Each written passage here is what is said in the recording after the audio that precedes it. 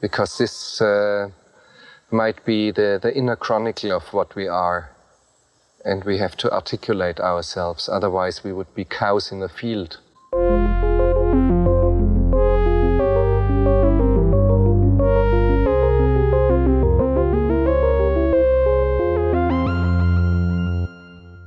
Welcome to Cows in the Field. This is a show in which we discuss philosophical themes in popular films. My name is Justin. I'm Laura. And today we say hello to our little friends. Oh, no. Come on. You did it. I did it. I'm sorry. How about this? Today we take it to the limit. Okay. Okay. Hey, push it to the limit, actually. You got to push it. Push it to the limit. Accent work nowadays is very problematic. I love that. I love the accent. It's great.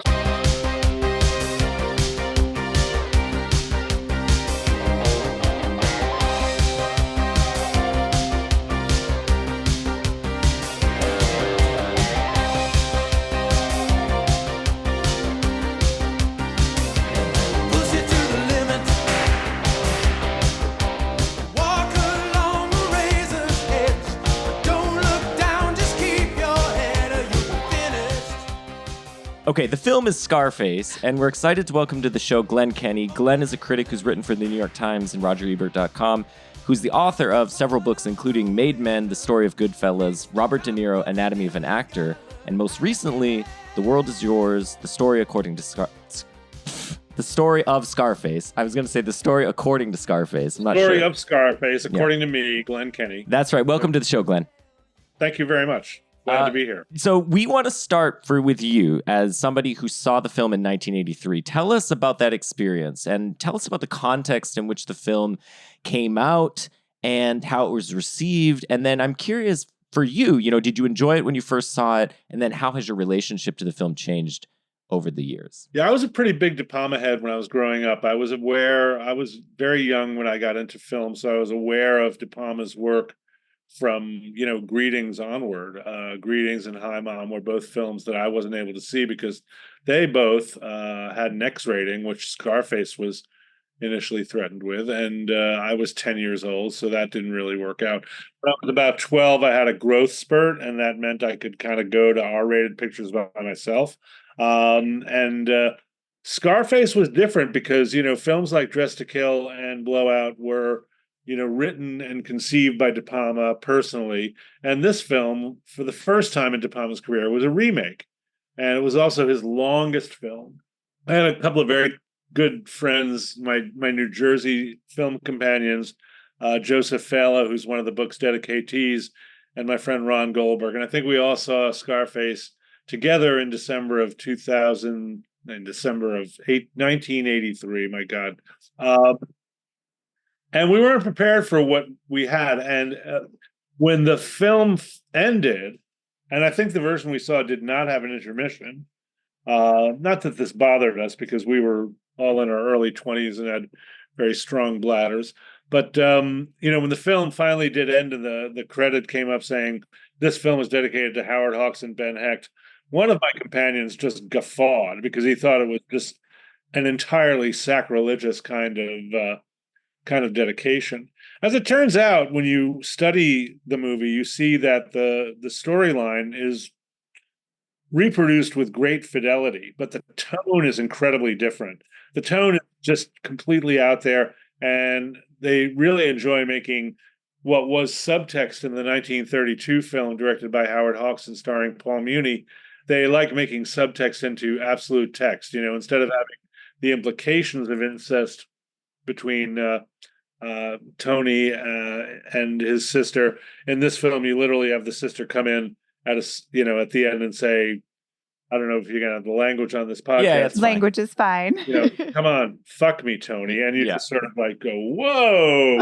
And they were clearly having fun, having the ability to do that, taking advantage of the freedom and just having the gall. I mean, the thing about the film as a remake, I don't think it is as it's not reverent, but it's not irreverent either. And it just has, the whole movie is about excess, and it is an embodiment of excess. It's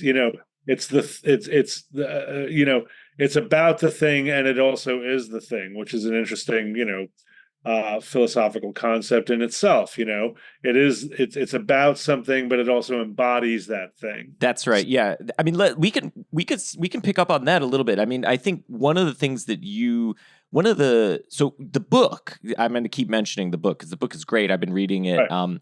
And one of the things that I think characterizes, people would characterize the 1980s. Sorry, I will start with that.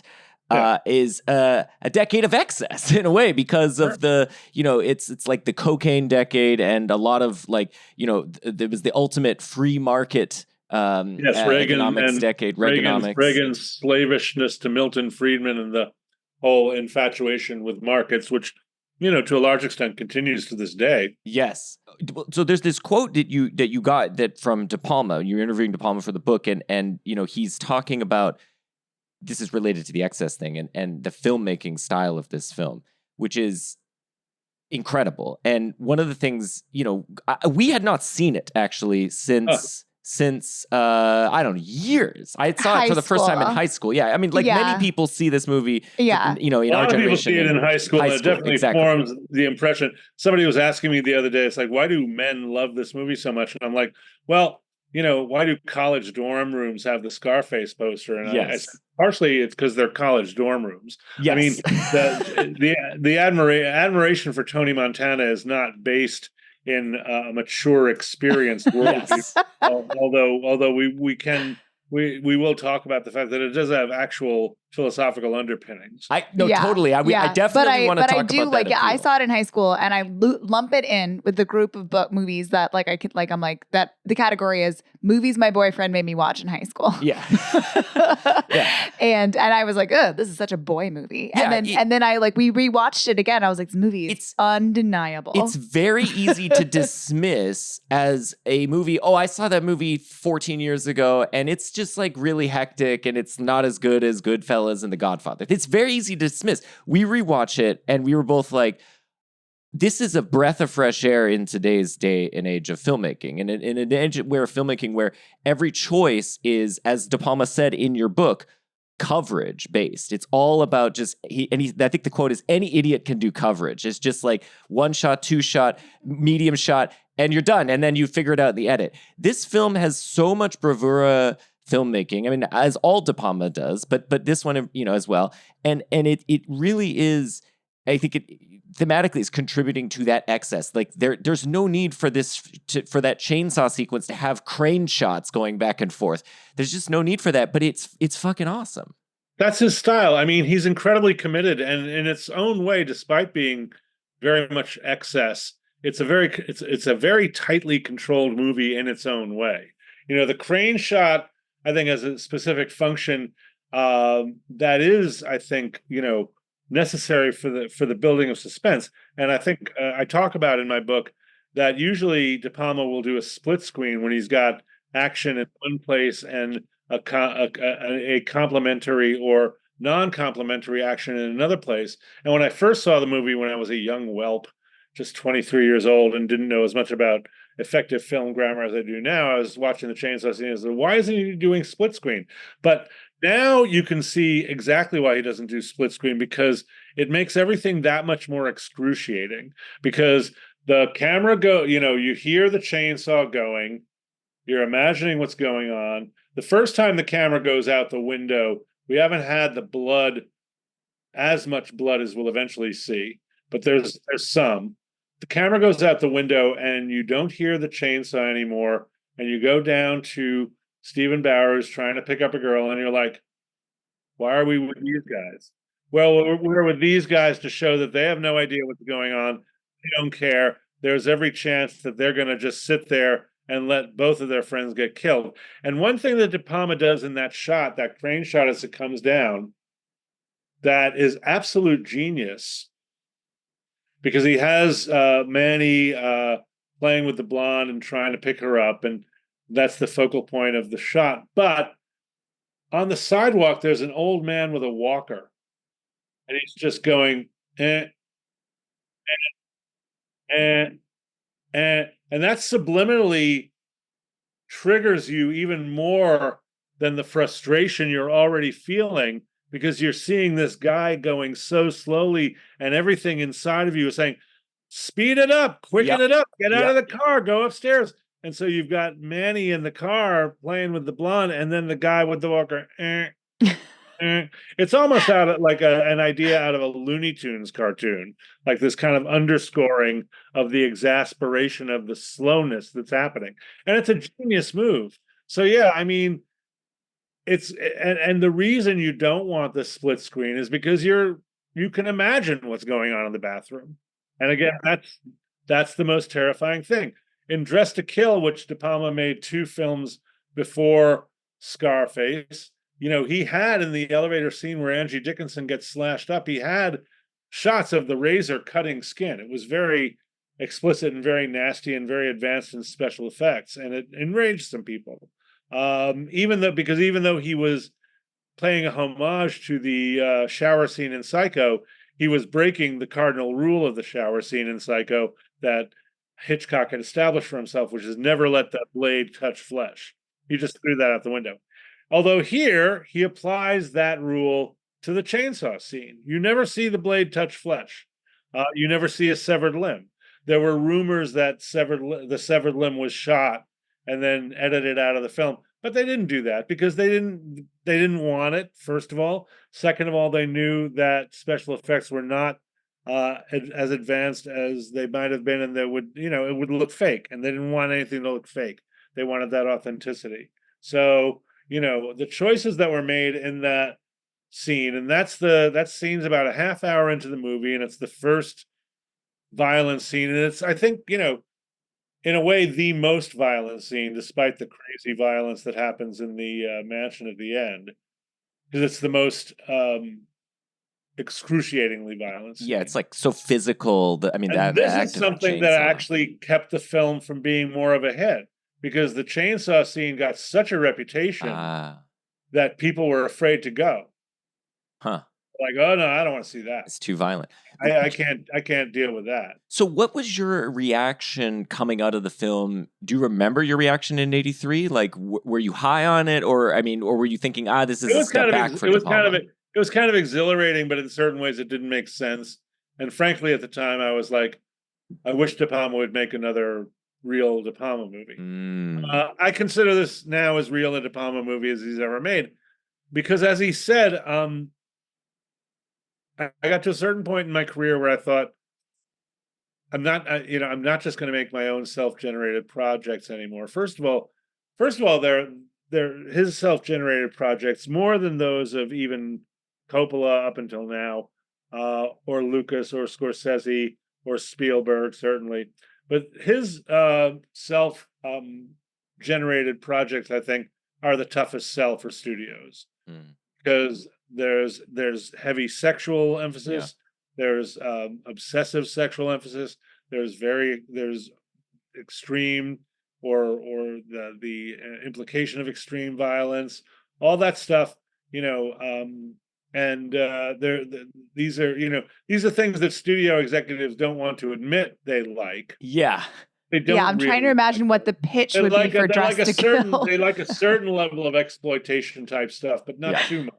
And to them, drama may be too much. So his personal projects are, tougher sells.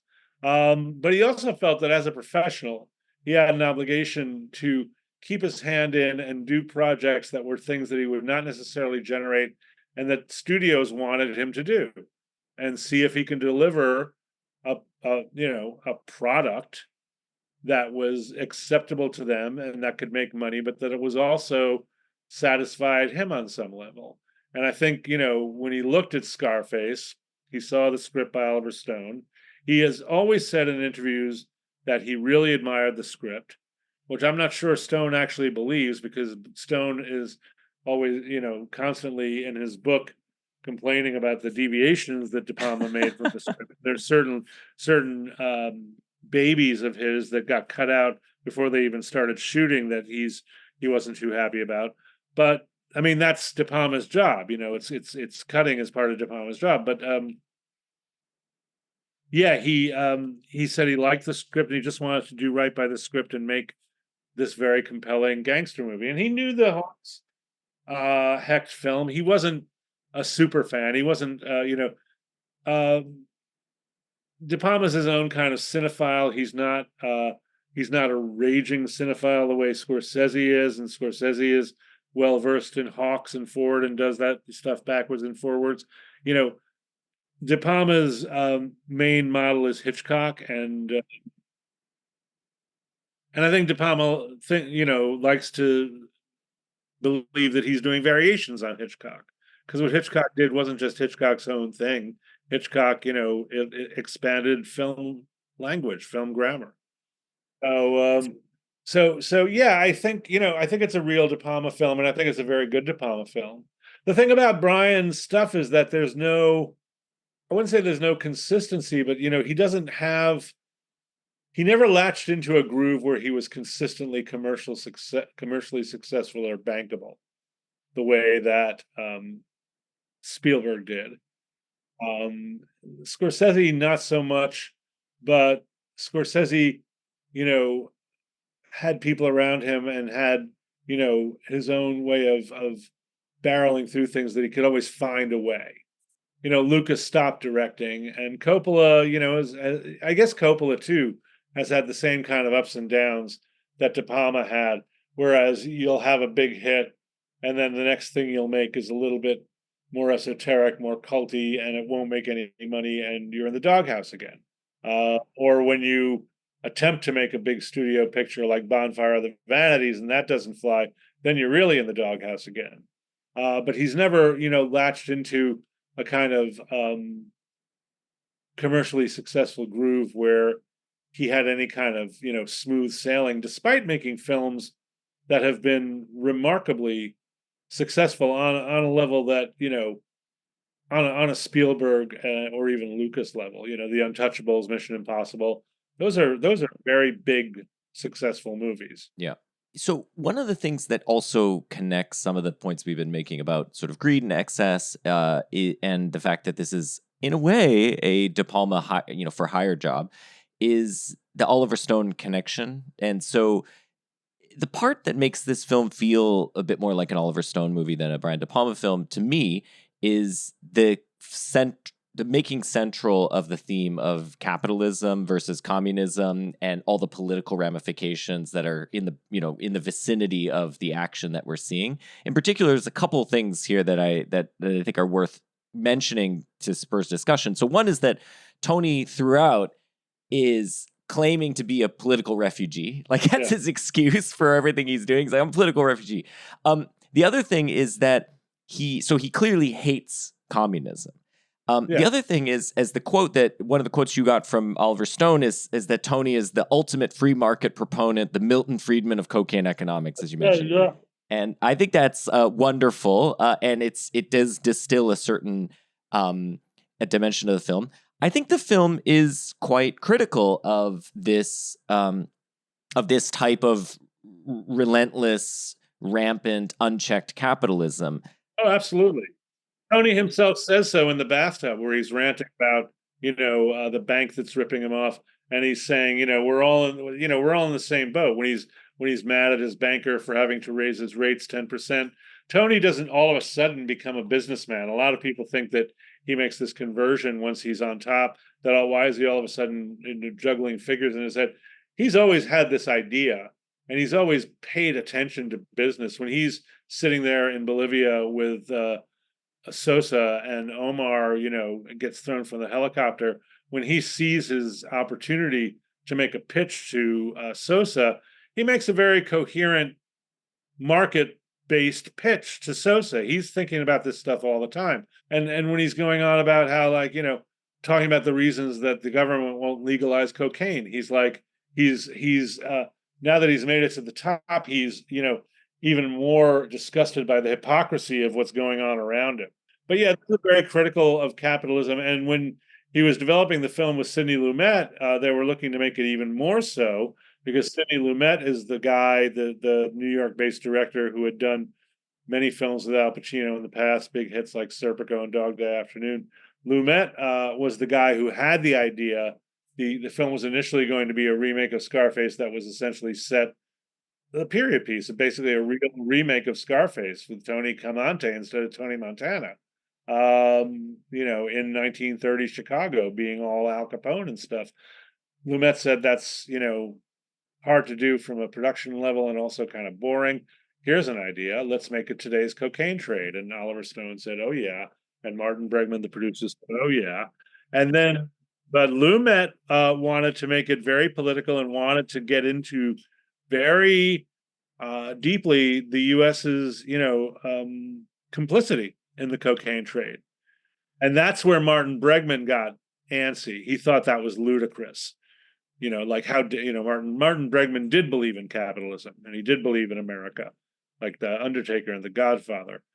He's not going to have the U.S. government aiding and abetting the cocaine trade, despite although in the final version of the film they do sneak that in. I don't know, Martin Bregman didn't notice or not, but when they want to get rid of that whistleblower who's making life difficult for Sosa and the leading general in Bolivia and a U.S. attaché played by Clark Gregg, who would later go on, played by Greg Henry. I make that mistake all the time. De Palma even had to correct me.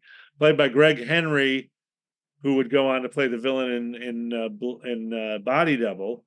And he's sitting there very angry at this whistleblower. And he's an American government representative. He's right there in the movie. They don't make much of it. They don't over stress it, but it's there. So they got that through without Bregman really catching it, but it's absolutely there. Well, here's one other place where just on the point about not prosecuting the drug trade at the local level, when he meets the police officer whose name I'm now forgetting, Mel Bernstein, played by the great Harris Hewlett. You think Bernstein is gonna is being like, we're watching you, but he's not. He's just extorting him. So even at the level of the police, they're not actually policing these guys. They're just extorting them. They're just getting their cut. Yeah. And he's happy to lay out the fact that, he can only handle one aspect of the police protection racket, and that when it comes to locals and others, you're on your own. Yeah. But you still have to deal with me. Yeah, exactly. So it's interesting that Tony gets to solve that problem the very same night. The guy, I don't think Mel, was really prepared to be killed by Tony on the actual night that he introduces himself to the guy. That's just the way Tony Montana is. He's a speedy guy. You know how this works? No, you tell me. We tell you who's moving against you. And we shake down who you want shaken down. Now, let's say that you got a real problem making a collection, all right? Then we step in for it. Got 8 killers with badges working for me, and when they hit, it hurts. Same thing works the other way. You feed me a bust now. Some cowboy's setting himself up for business. A small fry, I think one of the things where Stone is a more big picture political guy, De Palma's a much more individual. He's interested in the individual. He's interested in psychology, right? The psychology of the individual person. And actually, the marriage of the political and the individual, though, comes in Plato. So in Plato, which is, I think, Plato's a useful lens through which to see Scarface, because Scarface is actually, in a way, an illustration of one of Plato's central ideas in the Republic, which is that the notion of happiness, like the way we think of happiness today, is the kind of thing that when Tony, realizes all the money, when he gets all the money, he's sort of happy because he's satisfied his desires. He's made it. He's made it, exactly. But in fact, as the film portrays, he's actually deeply unhappy. Him getting that money only leads to, what would it be? More money, more problems, right? And I think that's quoted. You talk about that in the book. And that is he has an hour and a half of killing to get to where he gets. He gets there. He's got the montage and he's laughing it up, and then it's all downhill. And he's super unhappy. 3 minutes and it's all downhill. He is so unhappy. I mean, there's so many scenes of him slumped in a chair, looking dejected. At the dinner sequence, I think, what's the quote he says? He says, "That's what it's all about, Manny. Eating, drinking, fucking, sucking. Come on. Snoring, then what? Then what? to 50, you got a bag for a belly, you got tits, you need a bra, they got hair on them, you got a liver, they got spots on it, and you're eating this fucking shit. You're looking like these rich fucking mummies in there. Oh, it's not so bad. Could be worse, you know. This what it's all about? Forget it. Forget it. This what I work for?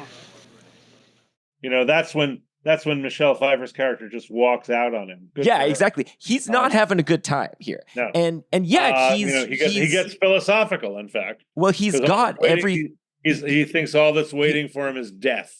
Exactly. He's got Death and everything that aging. he thinks he wanted, but he in fact is not happy. And so Plato actually thinks this is a clear illustration of why the satisfaction of desire is not the key to happiness. And so for Plato, the way to be happy is to attain wisdom, because when you attain wisdom, one of the things that you get is that you recognize that. So wisdom is a way of sort of achieving a kind of unity or coherence among the different aspects of our personalities.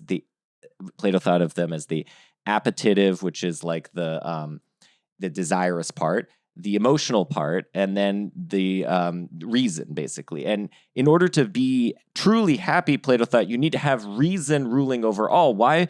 Because if you recognize, so if you get the thing you thought you wanted and it doesn't make you happy, then that wasn't the thing you actually wanted. And the only way to know what you actually want is to have knowledge, right? You have to have knowledge. So ultimately, Plato thought happiness comes only for the person who knows, the person who has wisdom. That's in a way the thing that Tony lacks. He's very good at amassing power, and yet it doesn't actually bring him any true, lasting happiness. It actually just leads him to despair and paranoia. And he ends up, it's interesting to think about, like, he dies, he kills his friend, his sister shoots him, she dies, the person he was trying to protect dies.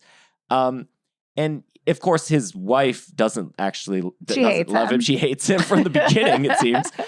So, he's left, before he dies, he's left with absolutely nothing, in a way, nothing. Yeah, and tangible. he has no community, he has no Exactly. meaningful social life. He has no meaningful family life.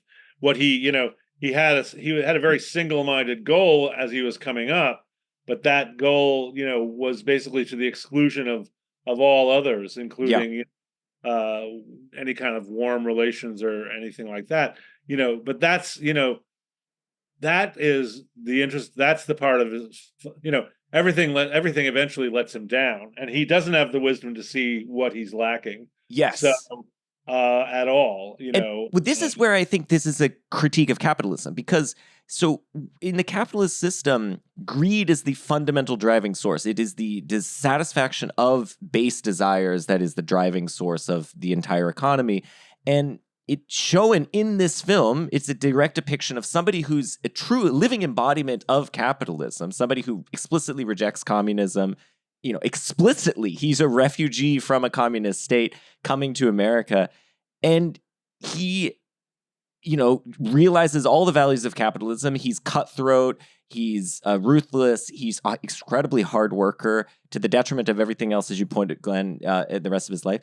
And it leaves him with absolutely nothing. And I think that is, I think that's where I see this as a genuine critique of capitalism. Is it's like, look, if you live capitalism to the fullest, as Tony Montana does, you end up with nothing. But you do have a really great bathtub. Laura's excited about the bathtub. Okay, so I'm just saying. Well, yeah, I mean, this is the thing. This is the thing too. Tony's kind of the ultimate conservative. If you look at Margaret Thatcher, who said there's no such thing as society. Mm-hmm. Tony's whole lifestyle embodies the idea that there's no such thing as society. Right? Yeah. Just himself. It's just him. Her, Manny, who seems to be there's never, after they get married, there's not one scene between Elvira and and Tony, where Manny isn't also there. He's like the fucking prom escort. That's interesting. Poor Manny. I know, he's the third wheel. He's sitting there with her in the bathtub. Okay, but tell us about this bathtub. Why do you? I mean, it's in the ground. It's in the ground. I like. It's exciting for you. Yeah. No, I want a pool. I want a tub that is as big as a swimming pool. Okay, but it's not going to make you happy. And it has bubbles. No, it's probably not going to it would make me happy for like a couple days though. At least. Yeah, I do question the choice. It's a sunken bathtub. Yeah. It's probably gold plated. It's like a conversation pit bathtub. Or maybe gold just gold, period. Imagine filling that up and getting those bubbles to get where they are. That must take and it's probably maintaining heat is a bit of a problem. A lot of Mr. Bubble. Yeah, I can smell it. I just I really want to just hold court in my bathtub and be like, everybody can just come talk to me in my tub. This is where I'm at. You're going to be incredibly wrinkly. That's your. But when Manny leaves and says, you know what, she's right. You're an asshole, and he says, "Come back, Manny. Give me a kiss." It's give me a kiss. It's so sad. It's just sad. He really has no one. I mean, in that moment, he has Manny. Truly, he has Manny, I think. But he's about to Manny lose won't Manny. give him a kiss. Manny thinks he's an asshole. I know. He's pushed everyone away. We can infer is going off then to see Gina. I know. And poor Manny thinks that his friend will be a friend to him eventually. Like, he's like, they have this, like, he's like, yeah. We'll get married and we'll surprise him. And like, I'll show that like, I really do love Gina and I'm going to do right by her. I'm not just like, messing with, I'm not just like having sex with her for fun. Like, I really love her. And then my friend will be happy for me. But like, that Tony's incapable of being happy for anybody else for anything they have. He doesn't realize, Manny, doesn't realize that Tony's possessiveness of Gina is not a protectiveness of like, I don't want, a bad guy to get to her and use her. He's like, I don't want anyone to have her. And that he just doesn't realize that because that is kind of, messed up. We got married just yesterday. We're gonna surprise you.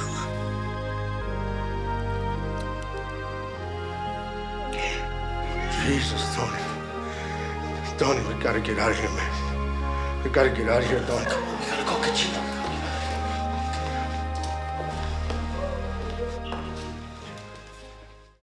One of the other aspects of this that I think is really interesting is that this movie became, despite its critique of capitalism, that it shows Tony as an incredibly tragic and flawed character, that it became the college dorm room poster movie, and that it became like embraced by rap culture in particular. Yeah, it's like a hip hop icon. It's like a hip hop icon. I guess. I don't know. And I think its relationship to masculinity is a big part of that. So I think there are elements of the character of Tony that embody positive traits of masculinity. So, for instance, loyalty. So he's loyal to his boss, Lopez. He's loyal to Manny for the most part. Courage. So in the face of being killed by, for instance, a chainsaw, he spits in the guy's face. Tenacity. And so in comparison to Lopez, he wants to expand the operation and go further. So he has this kind of drive. He also has a code of ethics. I mean, it's kind of no women, no children. Extent. Yeah, no women, no children. So as compared to Sousa, in the first half of the, that's not made super clear. There was a scene that Stone wrote where they actually show the Marielle boat lift, and they show Tony on the boat, and the boat goes into a storm, and a child falls off the boat, and Tony dives in the water and saves the kid. Wow. Which, had they shot and included it in the movie, would have changed the whole character of the film. Yep. Because it would have shown him committing an unselfish act, which he never does in the entire movie. Even when he refuses to kill that kid, it's not an unselfish act. He's just satisfying, like he's doing it for himself to satisfy his own code, which he hasn't really. You also just feel like he's chafing at being told what to do. That's interesting. He cannot handle anybody bossing him around. That's right. So it's just kind of like a fuck you kind of thing, not because he really cares about women and children. Yeah. Sartre, I think Tony in the first half of the movie is kind of the ultimate existential hero. Because like Sartre said, self-determination is both a burden and a privilege. And for Tony, the burden of self-determination means he will boldly enter a situation where he fully understands that there are only two outcomes. He will either triumph or he will die.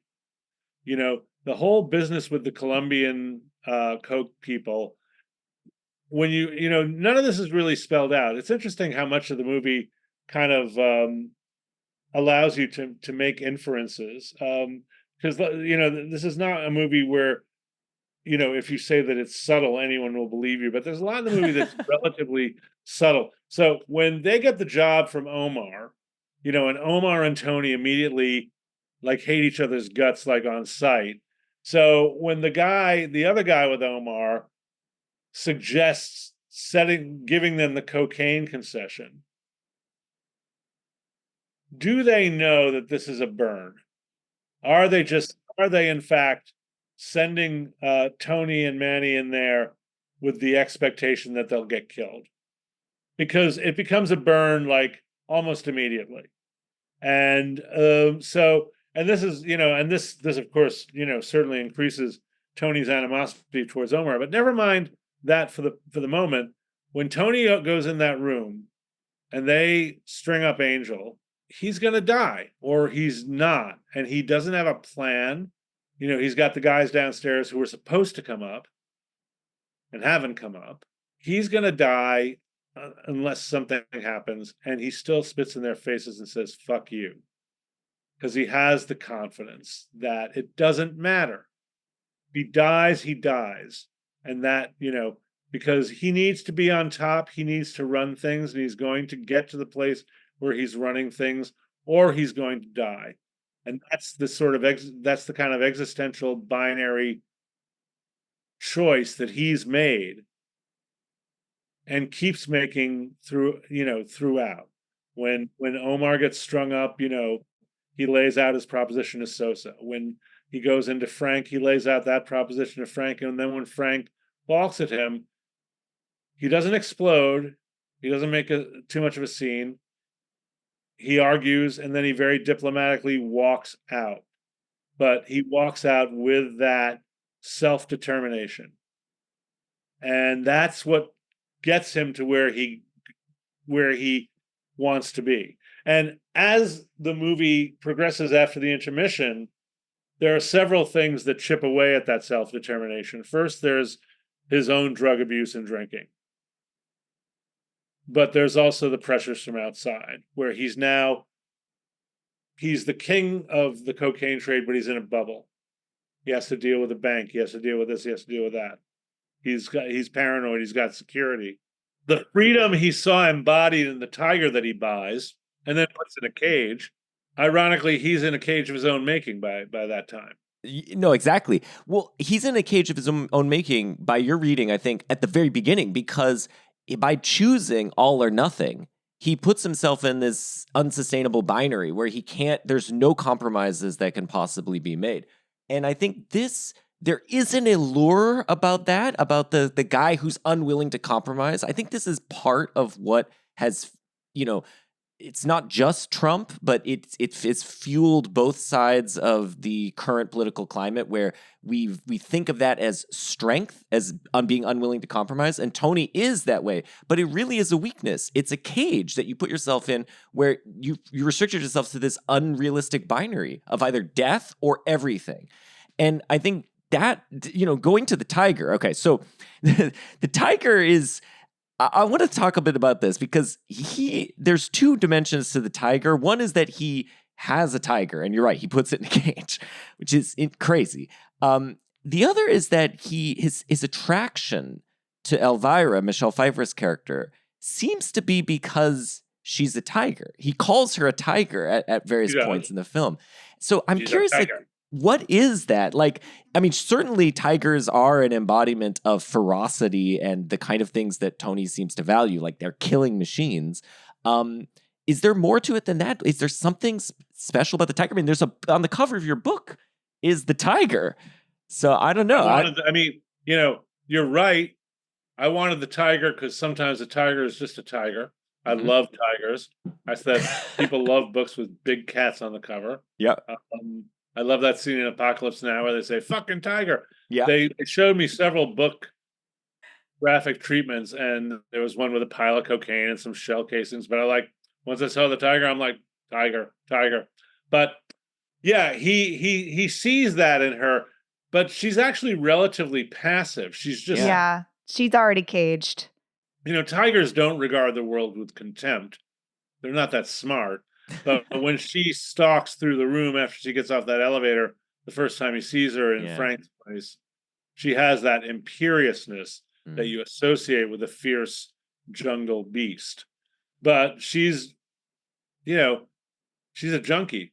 She hangs out with these guys to feed her habit. And the thing that happens to her at the end, she's the only principal in the movie who doesn't die a terrible, violent death, because she has the wherewithal after the final insult from Tony to just walk out on him. But, she's not feral, but she's to him, untamable or hard to tame or an object to be tamed. I like that. Yeah. Because she kind of gives it back to him. Throughout the whole movie, to be fair. So in that sense, she's resistant, and that is, I think, that friction is something he thrives on. I like that a lot. Yeah. So okay, here's another question. Just a general sort of thing is like, just going back to the thing before, I do want to probe this a little bit, which is like, what is the alchemical thing where this is a film which is, sometimes mocking Tony Montana? I mean, it's very funny, and I think you're talking to Michelle Pfeiffer. She comments on the humor of the film and how it's almost not really satirizing, but it is kind of mocking Tony Montana periodically. Montana has no self-awareness. Yes, exactly. That's the point, and I think. And at the same time, the film became embraced by people who wanted to be Tony Montana. Like the whole "say hello to my little friend" is like, that's now a. This has always been the case. I mean, you can look at the history of the gangster film and talk about how exciting it was for ordinary people all the way back in the 30s up until now to get a vicarious thrill out of seeing these fictional or fact-based gangsters make these transgressions consequence-free for an hour and a half, and then in the last 2 minutes get killed. I see. And that's the thing. When you're young, you don't see the kind of cluelessness. Yeah. You see the make an action guy, right? Make a move. Yeah. Move forward. Put one foot in front of the other. Get the money, get the power, get the woman, rise and grind. He's kind of adult, but he's also very, very focused and does not stop until he gets what he wants. And guys in their 20s who see that, who want to be hedge fund managers or whatever the hell they want to do. And what you were talking about before, by the way, about how Tony's just not right, it made me think, well, what's actually a sane way to pursue kingsmanship in drug trafficking, right? Is there a reasonable way to do it, right? Manny's way, I guess. Like, Manny's always Manny's way, I suppose. But he really could never be the king. Manny never even gets to try anything. And the first time he accepts this suggestion from Manny, that's true. Into a sting trap. So that's true. Mm-hmm. That's true. I just mean Manny's better at finding a compromise. I'm just talking general. I don't think Manny had an alternate plan as such. He just always counseled moderation. Yes. Well, and maybe that's the way to do it. I mean, there are individuals out there who are successful drug traffickers and who maybe have. No, I don't think any of them have moderation. Normal psychological profile. Yeah. I mean, well, it makes sense. If you were actually good at business, you probably weren't going into the drug trade, and you have enough, self-restraint, then you're probably not going into the drug trade, because there's a lot of easier ways to make money that aren't going to potentially land you in jail. Yeah, it's really it's stressful. Super stressful, yeah. You got to be pretty desperate, I think, to then get into it, and then you're already, a little bit wild in the mind, and then, that's probably going to be your undoing. Here's another. Okay, so the directing of this film I think is awesome, but Pauline Kael was not a fan. Laura, do you have the? I don't have. Do you want to read I'll it read for it. me? So I mean, so I guess Pauline Kael. I didn't read the review, but you were reading some Kael. So Pauline Kael often a defender of De Palma. Yes, and I think she kind of felt maybe the same way you did, where she was like, I wish De Palma would make a De Palma film. This feels like not a De Palma film. Yeah, I'm the earlier out. Glenn. Yeah. And I guess she complained that it had a beginning and an end, but no middle. And she thought that the time at the top was rushed through with the montage. So that's the montage where they're bringing money to the bank, and it's to push it to the limit. Excuse me. Yeah, she's like, we don't get any of the capers. Yeah, just the fallout. But I think to your point, Glenn, that seems to be the point of the film, that we don't spend any time at the top. But do you want to expound upon that? Or do you want to reply to Pauline Kael? I mean, yeah, I talk about Pauline Kael's review of the film, and she was a great champion of De Palma. She liked, as we all do, she liked the energy of those films and the personal aspects of it. She felt, very, for whatever reason, plugged into what he was doing. And she did feel that this film was a more impersonal kind of exercise for him. And that was the source of her disappointment. And she was always a very subjective critic anyway. She had no compunction about her making her subjectivity being up front. That said, and I can't, so that's why I wouldn't say, well, I think she's wrong. I mean, her perspective on it is very personal and so on. But and there's a basis for it. I mean, it was the same basis that was my own feeling when I was 24. Yeah. But she came back when De Palma made Casualties of War. She thought that was an incredibly important masterpiece. So she came back to De Palma on several occasions, and when she did champion him again, did so with great enthusiasm. What do you think of the pacing of the movie? It's funny. I mean, I watch it now with audiences because I'll do an event where I'll do an introduction and then do a Q&A. Those are kind of, I always approach those with a little bit of caution because, doing a 3-hour movie, and then a book Q&A and starting with an introduction, it's kind of pushing things. So I always make sure my introduction is very quick.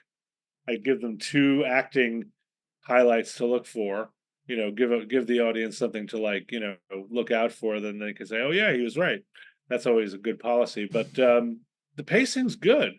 I mean, there's no, there are very few scenes. There are no scenes that you could sit there and say, well, he lost the plot or he lost the thread of the scene. Every scene in its way of being self-contained is extremely well self-contained, and that nightclub scene is just a tour de force because there's so much that happens in it, and it's such an interesting environment.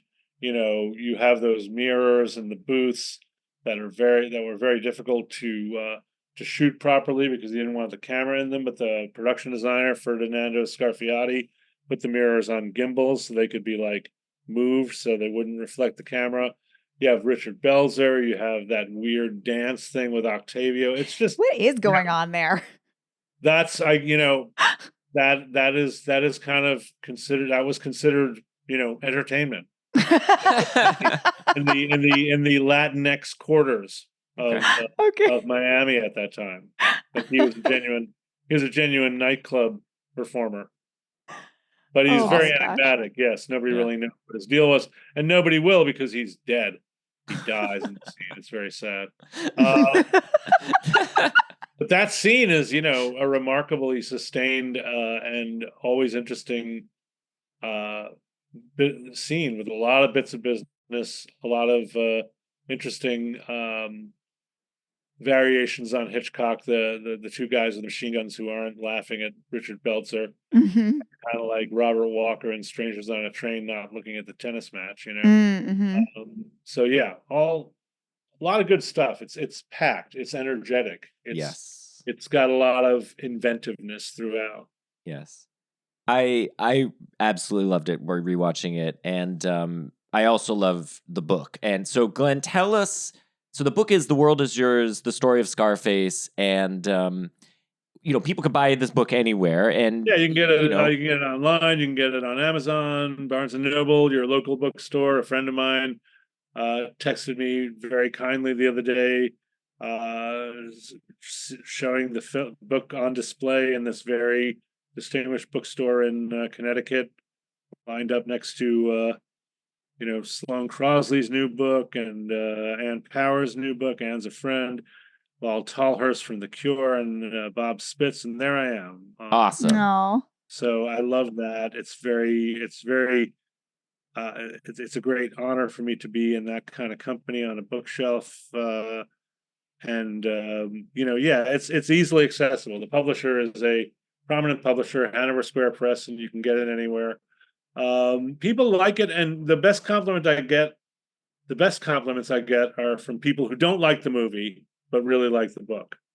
You can't ask for much more than that. That is great. Yeah, no, that's great praise. I mean, I'll say one thing just to pitch the book. I mean, the book, I think of it now as the definitive history of, and there's various interviews that you do throughout the book, but then also there's an analysis throughout of different scenes in the film that talk about the production as well as the aftermath as well, and spiritual sequels and things like that. So it really is a panoptic look at this film, which we both love. So unfortunately, we can't give you that praise, but we also, I have been enjoying the book. It's a very fresh and lively read as well. So I like that word it. panoptic.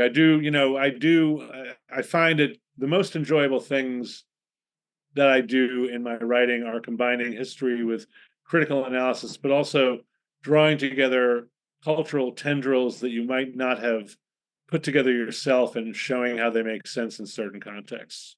I think you did an excellent job. Thank you, Glenn. And where can people read or follow you on social media if they want to see more of your thoughts on film? I have a X account or a Twitter account under GLENN_Kenny. That's easy. I'm on Facebook. I'm on Instagram, and I can be read on an almost weekly basis in the New York Times and RogerEbert.com. And I'm around. I'm visible. Excellent. Thank you very much for being here, Glenn.